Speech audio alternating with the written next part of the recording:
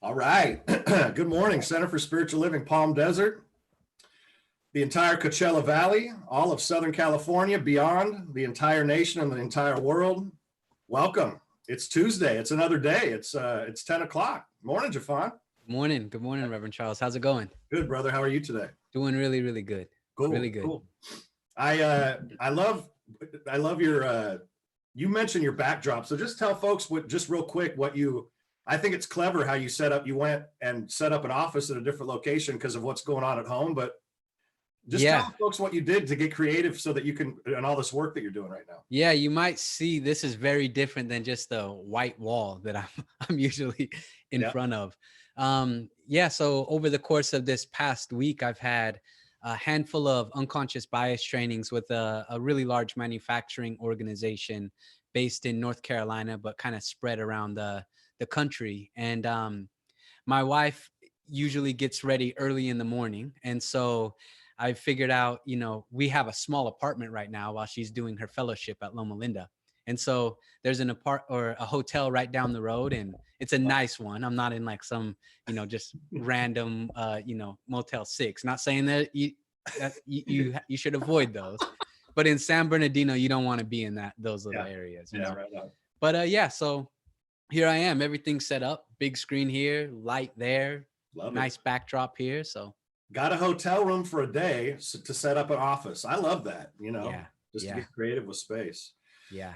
So, hey, beautiful people, good morning. Or again, good afternoon, wherever you might be. Good evening, if you're on the other side of the world. Could be the middle of the night. I hope some of you are joining us from the Philippines or Australia or wherever it might be. We certainly want to broaden our reach as much as possible. But I want to let you know today's a special, our time is a special time.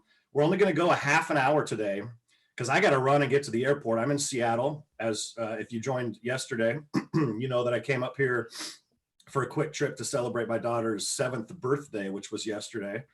And we've been having we've been packing in the time for a couple of days. So I got to jet out of here. Well, literally, I got to get out of the house and then jet out of town really quickly for our show. So we've got a half an hour condensed show today, but we're committed to doing it. And it's good to see you again, my brother. Yeah, I really appreciate it. Our conversation last week was really, really great, particularly around that assignment that we kind of invited individuals to partake in. Let's start. Yeah, I want to start there, actually. I'm not going to share an entire list, but just some general ideas about it. So if you guys remember last Tuesday, the assignment that Jeffon came up with was think about everything that you're afraid of, the things that you fear, and then like make a list on, cut a page in half or whatever, or draw a line down the middle, and the things that you're afraid of, and what are you afraid of them because you actually have had experience with them, which gives you what I would call, I guess, real fear. That's an experiential awareness. An experiential awareness of being afraid of something. Or is it something just from outside influence that you don't actually have a personal experience with, that you've heard somebody else's opinion, or just some sort of other influence other than a personal experience, and what that is. And it was really interesting for me, Jeffon, that when I was doing the exercise, the overall awareness or lesson that I came to is that most of the stuff that I have an experiential or have had an experiential fear with, I'm not so afraid of those things anymore because I've experienced them. Mm. Yeah. The stuff that I'm actually afraid of is a projection into the future, and most of it has to do with my family, like my daughter's safety, for example, mm-hmm. They're actually existential fears and considerations. But because I've walked through things that I was experienced being afraid of, whether it was for example, a dog. There was a dog named Drilla on our. I know, just the name evokes fear for me. Drilla, who lived on the road we grew up on, and I had a paper route, and I had to walk by Drilla's house, and I was always afraid if Drilla's going to be outside, then I know Drilla's going to come out and run at me. Mm-hmm. So I jumped over fences and stuff like that. But now I think Like if a dog runs up on me, like I just get aggressive back at it. Yeah. I don't run in fear, and like, and dogs don't, it's a whole different thing. But I guess my point is, most of the stuff I've experienced great fear with, I'm not so afraid of anymore. A lot of my fears have to do with projections and things that aren't even based in reality. Yeah. Yeah. Yeah. Yeah. And the way that this was kind of brought up was in that quote that I shared last week with regards to most of our unconscious perceptions, this idea of authentic human interactions. We've been talking about race and ethnicity and privilege and a variety of things over the course of the last month now. And that idea of authentic human interaction is the greatest means to invalidate unconscious perceptions that have no basis in experiential reality. So we can look at, like you said, a variety of experiences or fears that we have in our individual life, looking out at the world in the future, in the past, in the present, and ask ourselves, have we really had that experiential understanding of it?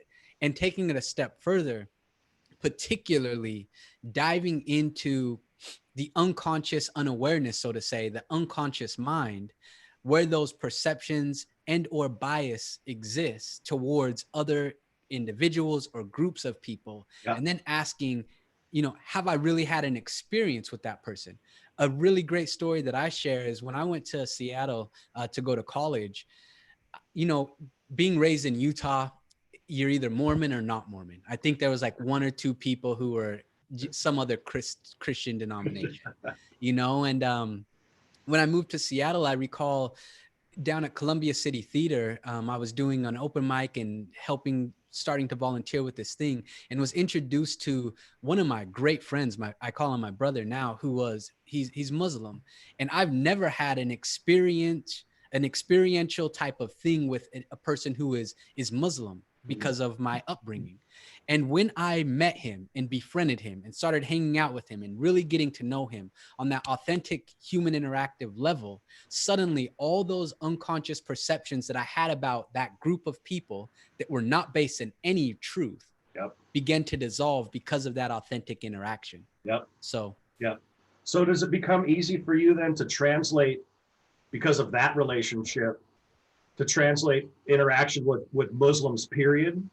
I mean, did it inform your relationship across the board? You know what I mean? Like, you take a personal experience and say, okay, I had it with this individual.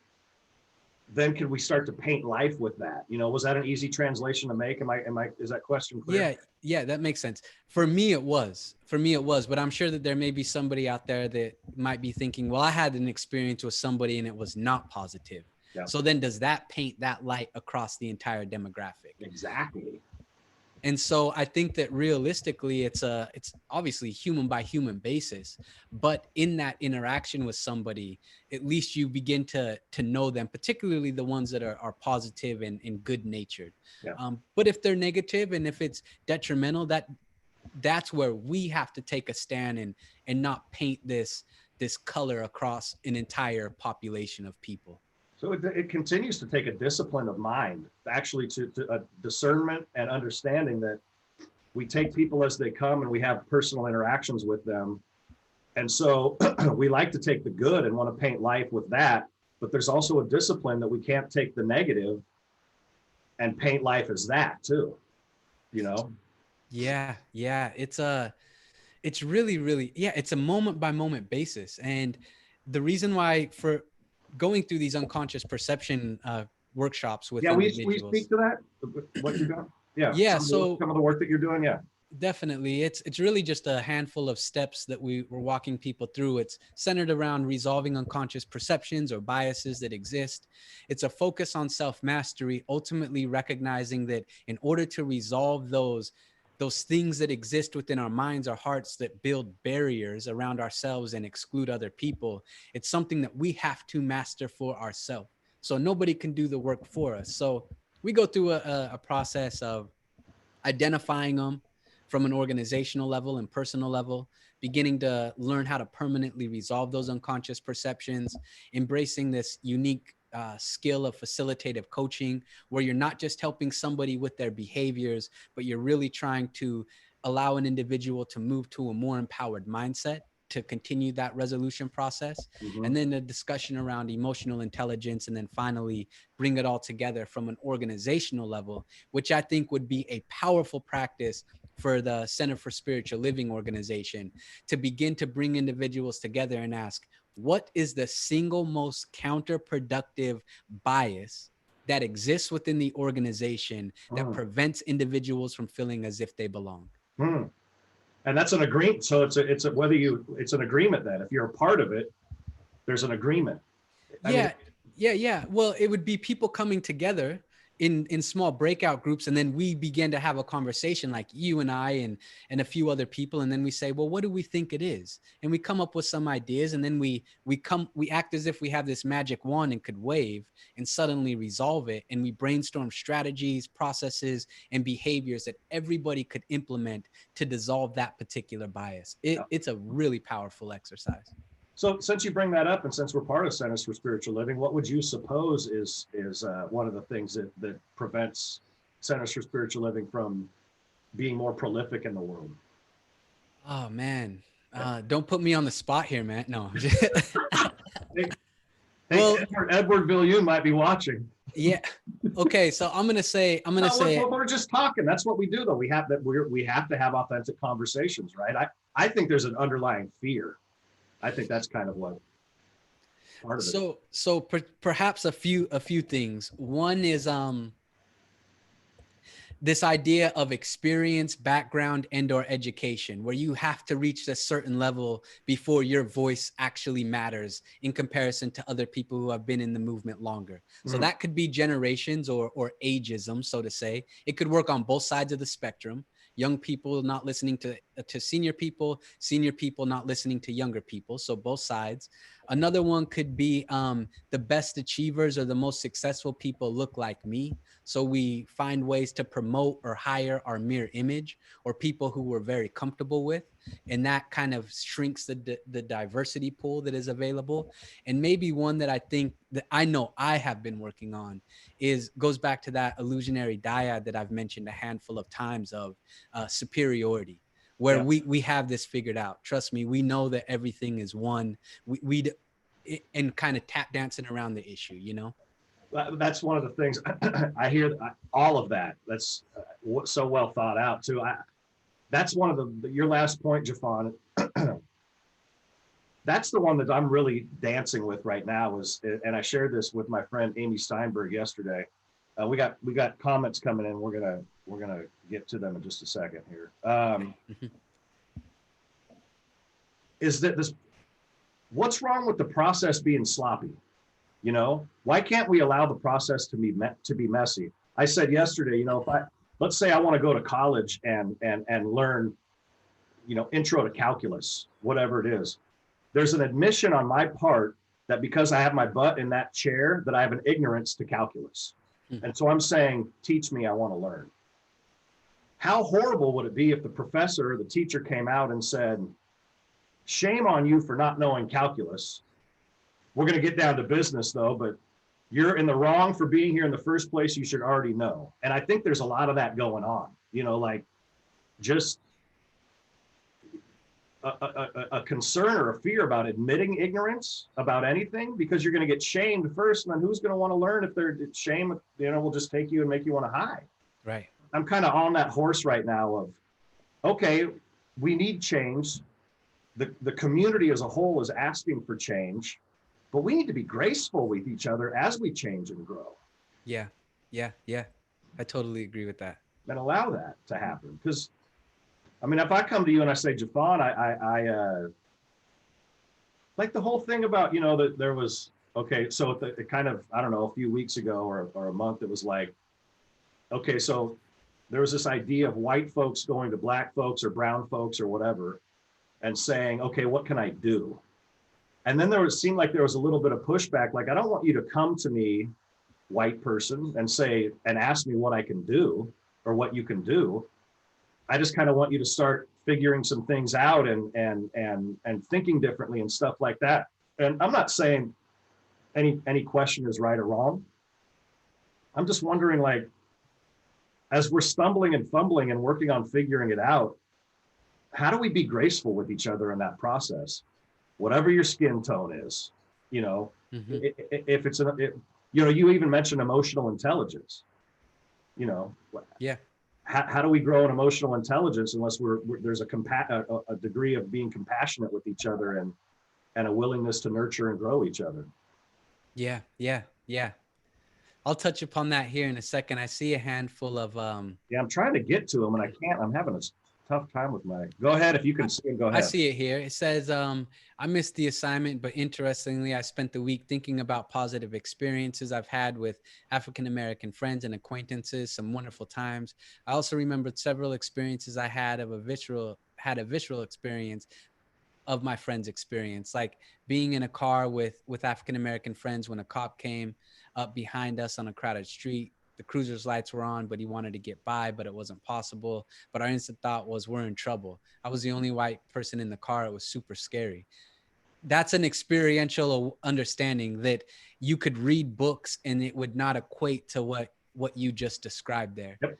And another thing they said, what you said earlier, we can translate these experiences, but carefully. The exercise that I described sounds wonderful. Maybe that's something we could do with CSL Palm Desert, is walk through some of these exercises at a later time. I love it. Actually put kind of so how long do your sessions last, Jeffon? Are they like an hour, 2 hours? What? This one is 2 hours. 2 hours? Yeah, with a handful of breakout sessions and pulls. So it's not just a talking head.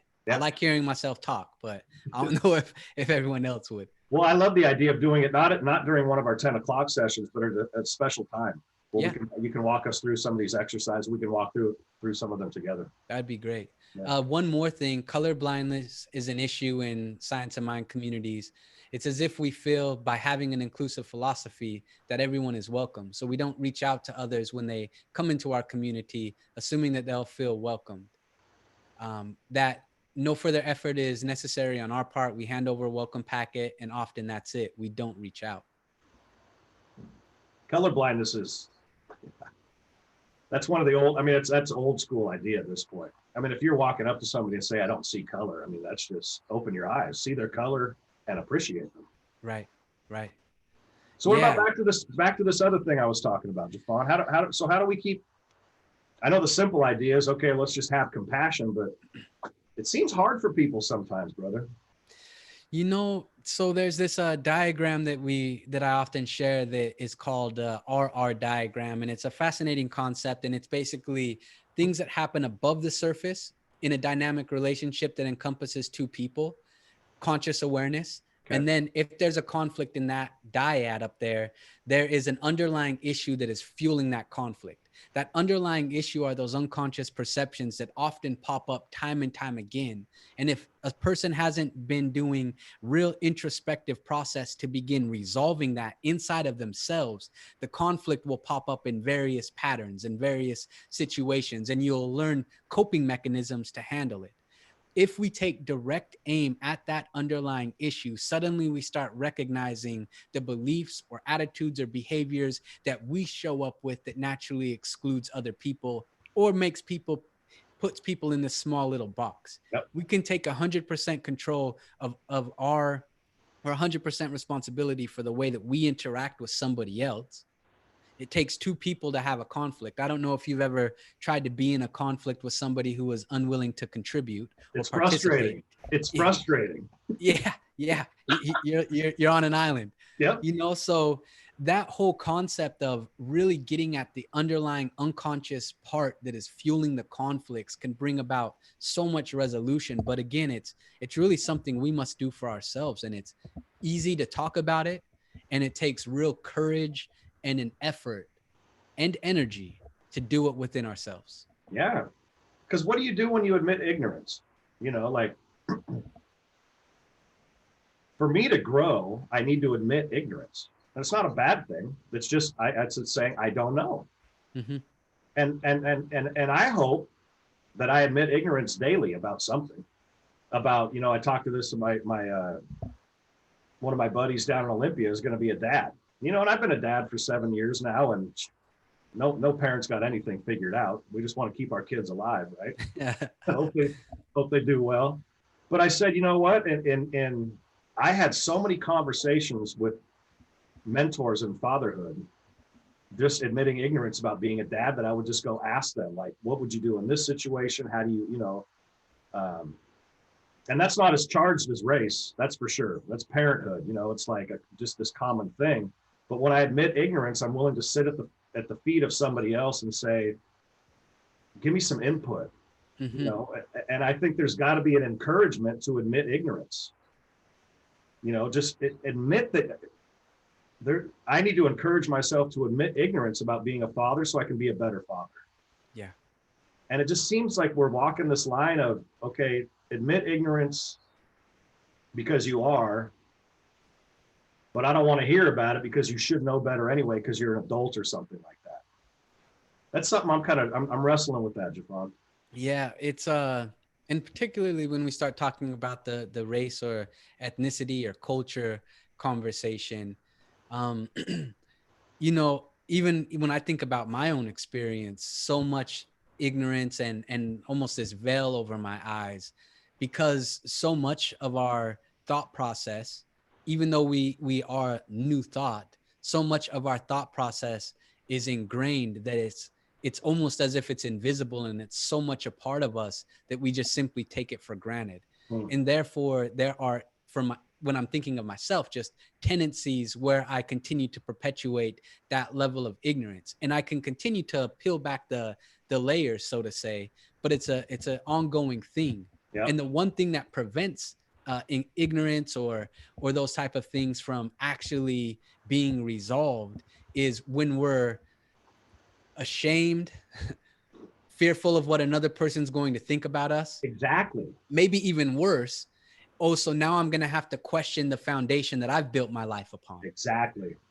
And then what am I left with? Yeah. So you're telling me everything that I've been thinking is a lie? And then we get into vulnerability, existential, just existence. Like one of my favorite movies that had such an impression on me, it's called Smoke Signals. And I don't know if I brought this up last week, but it's about the life between a father and a son, two Native Americans, and they're mostly the son's challenge with the father. And then, after, he's a young man, maybe, I don't know, 30, something like that, his dad dies, and he's like, now what? I don't have the conflict anymore. What do I do with my life now? Like it occurs to me that there are some folks out there that would rather have the issue than the solution. And you've noticed and that's why at times we say these unconscious perceptions or biases are patterns, because when that particular issue is resolved or no longer there, we'll find another thing to attach it to. You go find something else. And right? So it's a pattern.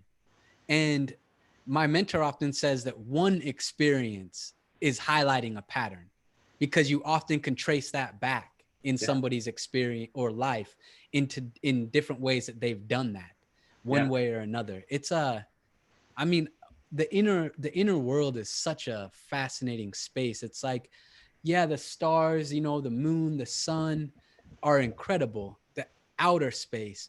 But the real question here is, are we willing to become astronauts of inner space? I love that. Yeah. There's when I was over in West Africa a long time ago, Ishmael Tete, I did a week-long personal work with him, Brother Ishmael Tete, and one of the things he would say is, isn't it fascinating that the same pattern that exists in our, the solar system exists inside of us?